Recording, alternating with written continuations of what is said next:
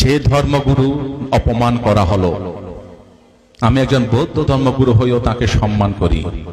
ভগবান গৌতম বুদ্ধ আমাদের বলেছেন, পূজা কুলাবাতে পূজাং বান্দাকু পাটি বান্ধানাং।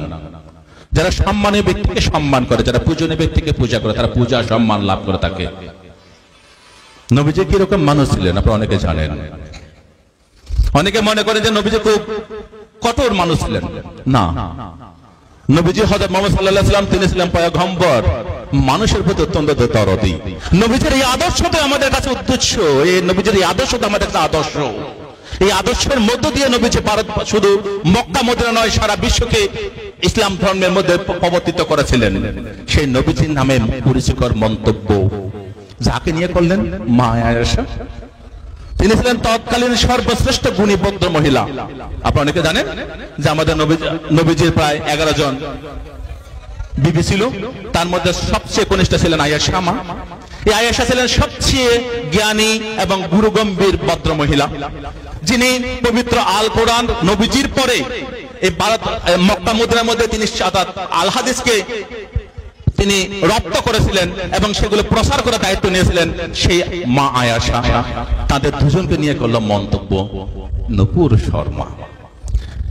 ভাবনাটা হচ্ছে একটাই, ওরা জানে যে মুসলমানদেরকে যদি কোনোভাবে আঘাত করা হয়, যখন সিএ হলো আমরা আন্দোলন করলাম, এনআরসি হলো আমরা আন্দোলন করলাম তার প্রতিবাদে, বিভিন্ন সময় যখন বুলডোজার চালালো আমরা তবু শান্তিপ্রিয় আন্দোলন করলাম, তখন তারা দিলটা মারলো একদম নবীজির গায়ে, যাতে পুরো মুসলিম জনতা যেন কেঁপে ওঠে।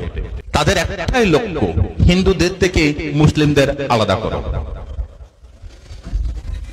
হিন্দু ভাইদের থেকে মুসলিমদের সম্পর্কে একটা বিরূপ প্রতিক্রিয়া সৃষ্টি করা, বিরূপ মনোভাব তৈরি করো, যাতে হিন্দু মুসলিমের মধ্যে একটা বিভাজন রেখা তৈরি হয়। কিন্তু এই বাংলায় দেখাতে পারে, এখানে কোনো বিভাজনের রেখা হতে পারে না।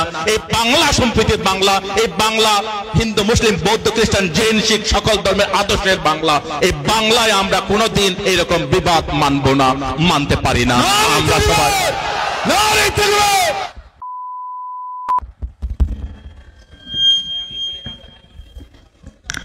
আমাদের ভালোভাবে জেনে নেওয়া দরকার। আমরা সকলেই জানি বৌদ্ধ ধর্মগুরু মাননীয় অরুণজ্যোতি মহাশয়, ইনি বৌদ্ধ ধর্মগুরু। ওনাকে পেয়ে আমরা অনেক ধন্য। উনি আপনাদের সম্মুখে বক্তব্য রাখছেন। বিসমিল্লাহির রহমানির রহিম। আপনাদের সকলকে পশ্চিমবঙ্গ সরকারের সংখ্যালঘু কমিশনের পক্ষ থেকে এবং বৌদ্ধ ধর্মের পক্ষ থেকে আন্তরিক অভিনন্দন জ্ঞাপন করছি। আমি আন্তরিকভাবে কৃতজ্ঞতা জ্ঞাপন করছি মিনাখা ব্লক 2 উলেমা পরিষদের সকল মাননীয় নেতৃবৃন্দ, এই এলাকার যিনি জননেতা তাজউদ্দিন মোল্লা সাহেব, আমার ভাই গিয়াসউদ্দিন সাহেব, শফিকুল ইসলাম সাহেব, যারা আজকে আমাকে যথেষ্ট সম্মান দিয়ে এই মঞ্চে নিয়ে আসলেন, তাদের সকলকে আমি কৃতজ্ঞতা জ্ঞাপন করছি। মঞ্চে উপস্থিত আছেন অনেক মাননীয় নেতৃবৃন্দ, রুহুল আমিন সাহেব, মাস্টার মশাই আছেন, আমাদের মুজাফফর হোসেন সাহেব, জিয়ারুল ইসলাম সাহেব সহ অনেক জ্ঞানী মানুষ, এবং আমার আগেই যিনি আপনাদের মনের মন্দিরে কথাগুলো এখানে উপস্থাপন করলেন, আমার বোন স্বপ্না, অত্যন্ত সুন্দরভাবে আপনাদের কাছে তুলে ধরেছেন বর্তমান পরিস্থিতির প্রেক্ষাপটে। আপনারা যারা আমার প্রিয় মা বাবা ভাই ও বোনেরা উপস্থিত হয়েছেন, আপনাদের সকলকে আমি শুভেচ্ছা জানাচ্ছি। যে কারণে আজকের এই সভা, আনন্দ তো নয়, এই কারণে এটা অত্যন্ত কষ্টের যে মানুষটাকে নিয়ে এরকম কুরুচিকর মন্তব্য করা হলো, সেই মানুষটি তো সাধারণ মানুষ নন, তিনি হচ্ছেন আমাদের মহান আল্লাহর প্রেরিত পুরুষ হযরত মুহাম্মদ সাল্লাল্লাহু আলাইহি ওয়াসাল্লাম। তার জীবন গাথা, তার জীবন প্রণালী, সে মক্কা মদিনা থেকে শুরু করে তিনি যেভাবে আল্লাহর ওহী লাভ করেছিলেন, 27শে রমজানে যে কুরআন নাজিল করা হলো তার মাধ্যমে মহান আল্লাহ সে নবীজির জীবন যে অত্যন্ত সুন্দর, পবিত্র এবং সকলের মনোমুগ্ধকর, এবং তিনি শুধু ইসলাম ধর্মের নয়, তিনি সকল ধর্মের মানুষকে ভালোবাসতেন, তার অজস্র প্রমাণ রয়েছে। সেরকম মানুষ সম্পর্কে মন্তব্য করা, তাকে ছোট করার চেষ্টা করা, তার সম্পর্কে কুরুচিকর মন্তব্য করা, এটা শুধুমাত্র মুসলিম সমাজের উপর আঘাত নয়। এটা আমরা যারা ভারতবর্ষের সাধারণ মানুষ আছি, যারা সম্প্রীতির মানুষ আছি, যারা আমরা বিশ্বাস করি ভারতবর্ষে যতটুকু অধিকার হিন্দুদের রয়েছে ততটুকু অধিকার রয়েছে মুসলমানদের, সে মানুষগুলোর কাছে অত্যন্ত কষ্টের, অত্যন্ত বেদনার। তাই একজন বৌদ্ধ ধর্মগুরু হয়েও আমি মহামানব গৌতম বুদ্ধ, আপনারা অনেকে নাম শুনে থাকবেন, যে মহামানব গৌতম বুদ্ধ যীশু খ্রিস্টদের জন্মের প্রায় 600 বছর আগে এই ভারতবর্ষে সাম্যবাদ প্রতিষ্ঠা করেছিলেন, মানুষের মধ্যে ইকুয়ালিটি প্রতিষ্ঠা করেছিলেন, মানুষের মধ্যে হিউম্যানিটি প্রতিষ্ঠা করেছিলেন, মানুষের মধ্যে মানবাধিকারের সূচনা করেছিলেন। সে ভগবান গৌতম বুদ্ধের একজন আমি শিষ্য, যে বুদ্ধ বলে গেছিলেন অহিংসা পরম ধর্ম। এই অহিংসা পরম ধর্মের আদর্শ আমরা যুগে যুগে দেখতে পাই সকল মানুষের মধ্যে। তাই নবীজি কিরকম মানুষ ছিলেন যদি আপনারা যদি একটু সবাই জানেন, যারা এখানে আছেন আমার থেকে অনেকে আল কোরআন সম্পর্কে ভালো জানেন, অনেকে পবিত্র হাদিস সম্পর্কে ভালো জানেন। আমিও কখনো কখনো এই আল হাদিস আল কোরআন একটু নাড়াচাড়া করে একটু পড়াশোনা করার চেষ্টা করি। আপনারা জেনে সুখী হবেন যে আমরা বিশ্বাস করি, প্রথমে আমি আপনাদের প্রত্যেককে, যারা আমাদের সংখ্যালঘু সম্প্রদায়ের মানুষ আছেন, প্রত্যেকে আন্তরিক ধন্যবাদ, কৃতজ্ঞতা জ্ঞাপন করব। যে বুলডোজার বর্তমানে উত্তরপ্রদেশে চলছে, দিল্লিতে চলছে, মধ্যপ্রদেশে চলছে, সেই বুলডোজার এ বাংলায়ও চলতো যদি আপনারা সেই ভুল করে ফেলতেন। আপনারা ভুল করেননি, আপনারা সাম্প্রদায়িক শক্তিকে হটাবার জন্য বাংলার মা মাটি মানুষকে ক্ষমতা এনেছেন, তার জন্য আপনাদের সকলকে আন্তরিক কৃতজ্ঞতা জ্ঞাপন করছি। আমাদের এই ভারতবর্ষে 29টা রাজ্য রয়েছে, 29টা রাজ্যের 29 জন মুখ্যমন্ত্রী রয়েছেন। একজন মুখ্যমন্ত্রীও কোনদিন নূপুর শর্মার বিরুদ্ধে, নবীন জিন্দালের বিরুদ্ধে একটা বিবৃতি দেননি, এক্সেপ্ট বাংলার মুখ্যমন্ত্রী মমতা ব্যানার্জি।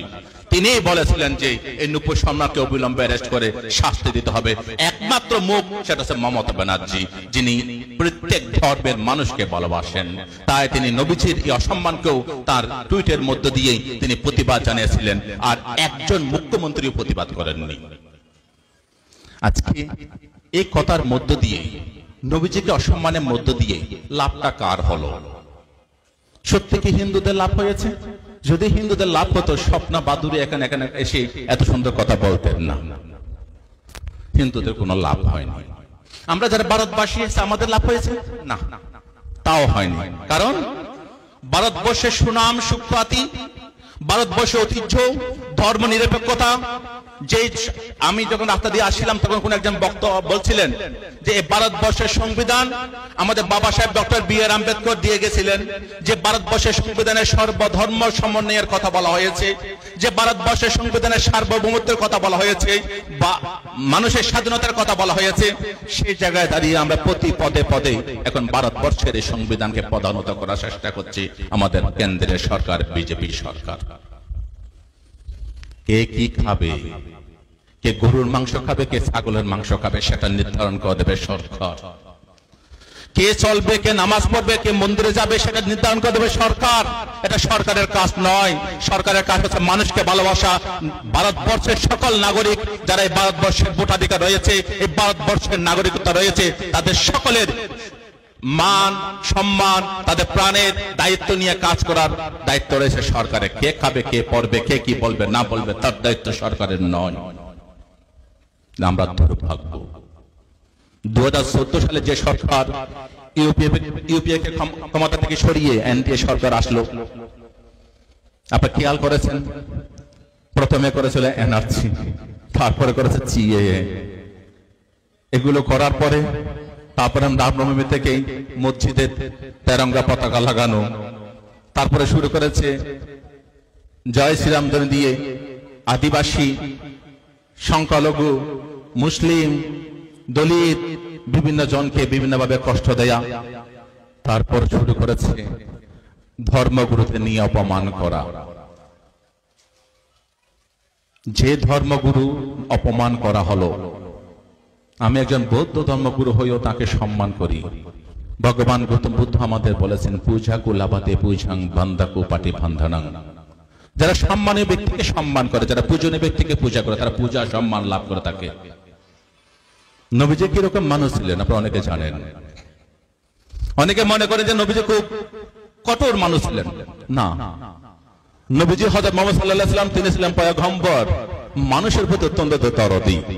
আপনারা জানেন সেই সময় ইহুদিদের সাথে যে মক্কা মদিনায় যে লড়াই চলছিল, ইহুদিরা ছিল আমাদের নবীজির প্রধান এবং প্রথম শত্রু। সেই একই যে ইহুদি ভদ্র মহিলা নবীজিকে একদম দেখতে পারতেন না। নবীজি যেদিন যে পথ ধরে প্রতিদিন নামাজ আদায় করতে মসজিদে যেতেন, সেই ভদ্র মহিলা কি করতেন? ইহুদি ভদ্র মহিলা তিনি প্রতিদিন দুনিয়ার নোংরা জিনিসগুলো সব রাস্তার মধ্যে নিয়ে ফেলতেন। কেন? নবীজি তো উঁচু পাক করে নামাজ পড়তে যাচ্ছেন, তার প্রতিমধ্যে যদি ময়লা থাকে তাহলে তার নাপাক হয়ে যাবেন, নামাজ জায়েজ হবে না। সেই ভদ্র মহিলা, ইহুদি ভদ্র মহিলা তাই ভাবতেন। কিন্তু নবীজি তিনি তো মন শুদ্ধ, অন্তর শুদ্ধ, তিনি গিয়ে নামাজ আদায় করতেন। প্রতিদিন তাই হতো, প্রায় চলছিল। একদিন নবীজি যখন যাচ্ছেন, দেখলেন যে সেই জায়গার মধ্যে কোনো ময়লা নেই, রাস্তা পরিষ্কার।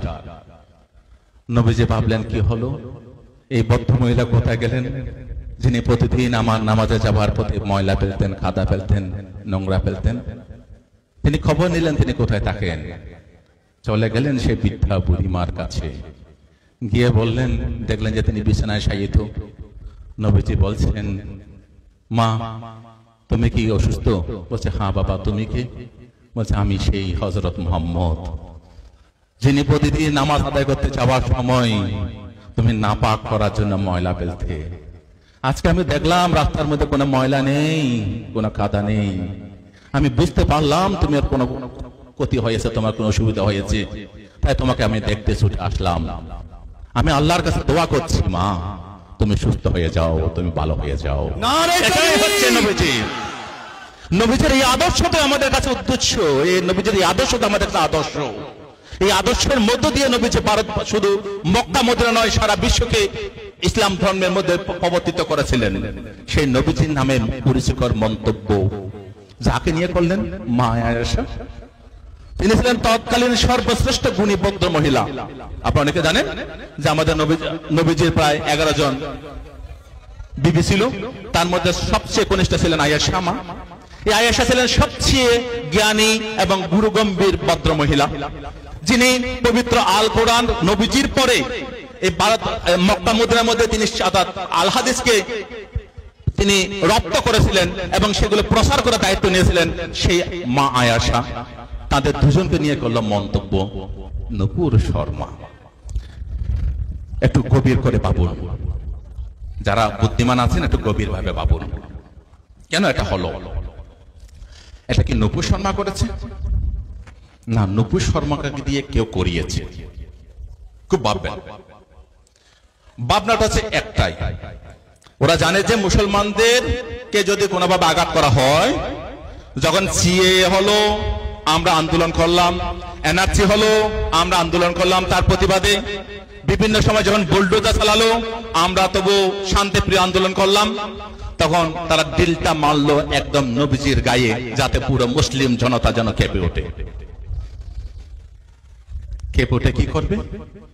তাদের একটাই লক্ষ্য, হিন্দুদের থেকে মুসলিমদের আলাদা করো।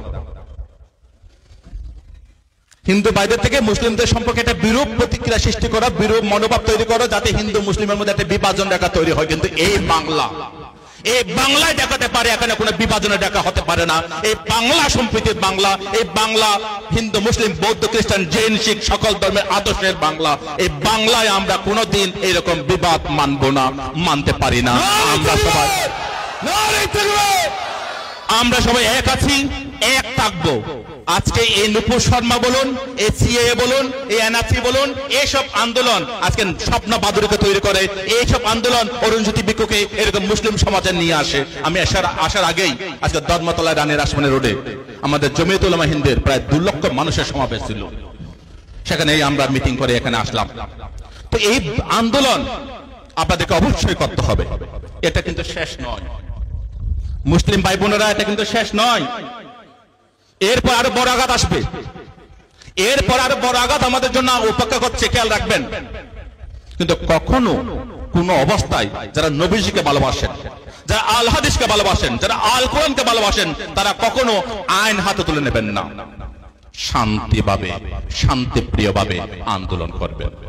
কখনো ভাববেন না যে আপনাদের থেকে যারা গাড়ি করে যাচ্ছে সেই মানুষগুলো আলাদা। তারা ভাববেন সবাই আল্লাহর প্রেরিত পুরুষ, তারা আমাদের ভাই। তাই কোন গাড়ি ভাঙা, কোন থানাতে আগুন দেওয়া, কোন গাড়িতে আগুন দেওয়া, এই কাজ কখনো করতে যাবেন না।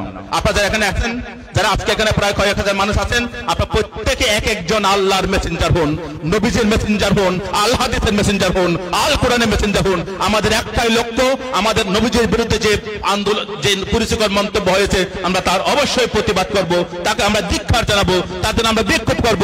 যতক্ষণ নুপুর শর্মা এবং নবীন জিন্দাল গ্রেফতার না হবে, ততক্ষণ আমাদের আন্দোলন শান্তিপ্রিয়ভাবে সারা বাংলা নয়, সারা ভারতবর্ষে নয়, সারা বিশ্বের মধ্যে চলছে, এই আন্দোলন চলবে। কিন্তু ভাইয়েরা সবসময় মাথা রাখবেন যে আমরা কখনো অশান্ত হব না, আমরা কখনো ভাঙচুরের রাস্তায় যাব না।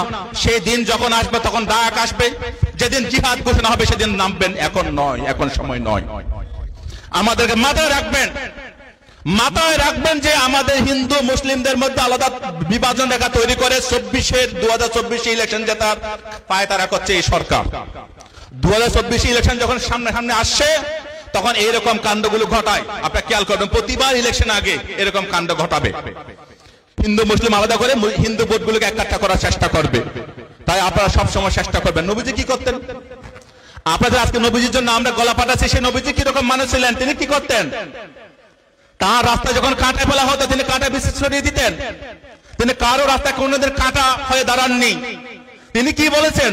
তিনি বলেছেন যে তোমার প্রতিবেশী, তিনি ইহুদি হতে পারে, তিনি কুরাইশ হতে পারে, তিনি নন মুসলিম হতে পারে, কিন্তু তোমার প্রতিবেশী যদি নাকিয়ে ঘুমিয়ে থাকে, তুমি যদি খাও, সেটা তোমার জায়েজ হবে না।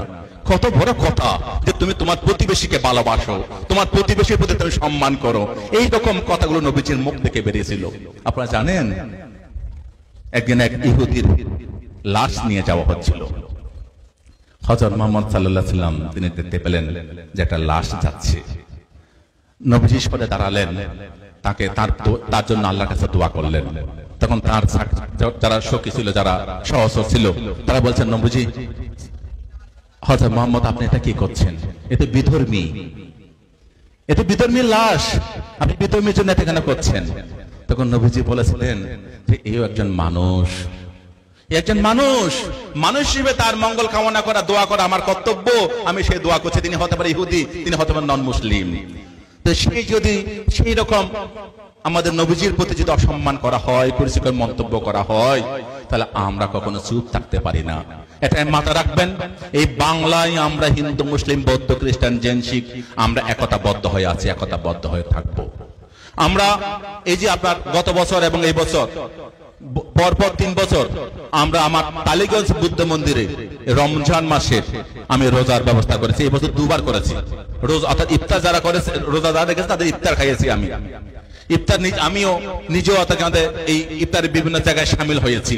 আপনারা দেখতে পাবেন এই বাংলায় যে সম্প্রীতি রয়েছে, এটা কিন্তু সারা ভারতবর্ষে কোথাও পাবেন না, তেমন নেই। বাংলায় একটাই মুখ আছে। আপনারা যে পার্টি করুন, কেউ আইএসএফ করতে পারেন, কেউ সিপিএম করতে পারেন, কেউ কংগ্রেস করতে পারেন, কেউ বা তৃণমূল নাও করতে পারেন, কিন্তু বাংলার যে নেত্রী একটা রয়েছেন, ভাগিনী একটা রয়েছেন, সেটা হচ্ছে মমতা ব্যানার্জি। যিনি নিজের অন্তর থেকে লড়াই করে বাংলাকে যেমন জয় করেছেন, ভারতবর্ষকে জয় করার জন্য কাজ করছেন, এবং এই বাংলায় শান্তি সম্প্রীতি হিন্দু মুসলিম যেন ভাগাভাগি না হয় তার জন্য কাজ করে যাচ্ছেন। অন্তত তার প্রতি দায়িত্ব প্রয়ণ হয়ে আপনারা কখনো ভাঙচুরের রাস্তায় যাবেন না, কখনো আপনারা কারো ক্ষতি করার চেষ্টা করবেন না। নবীজিকে ভালোবেসে নবীজির আদর্শের মানুষ যারা আমরা, আমাদেরকে সবাইকে নিয়ে একত্র হয়ে একতাবদ্ধ হয়ে আমাদেরকে কাজ করতে হবে। তাহলে দেখবেন আল্লাহ তাআলা আমাদের সকলকে দোয়া করবেন। আমাদের যে আবদার, আমাদের যে আবেদন, আমাদের যে প্রার্থনা, সেটা আল্লাহ তাআলা ইনশাআল্লাহ কায়েম করে দেবেন। আপনারা সকলে সেইভাবে তৈরি থাকবেন যে এইরকম সম্প্রীতি, ভালোবাসা, প্রেম, এগুলোর মধ্য দিয়ে আমরা মানুষকে জয় করব। ভগবান গৌতম বুদ্ধ তাই বলেছিলেন, আক্ষুদে না চিনে কোথাং অসাধুং সাধুনা চিনে জিনে কাদারিয়াং দানে না সাচ্ছে না আলিকা বাদে না। যে ভগবান গৌতম বুদ্ধ বলছে, হিংসা দ্বারা হিংসাকে জয় করা যায় না, ভালোবাসা প্রেম মধ্যে দিয়ে হিংসাকে জয় করতে হয়।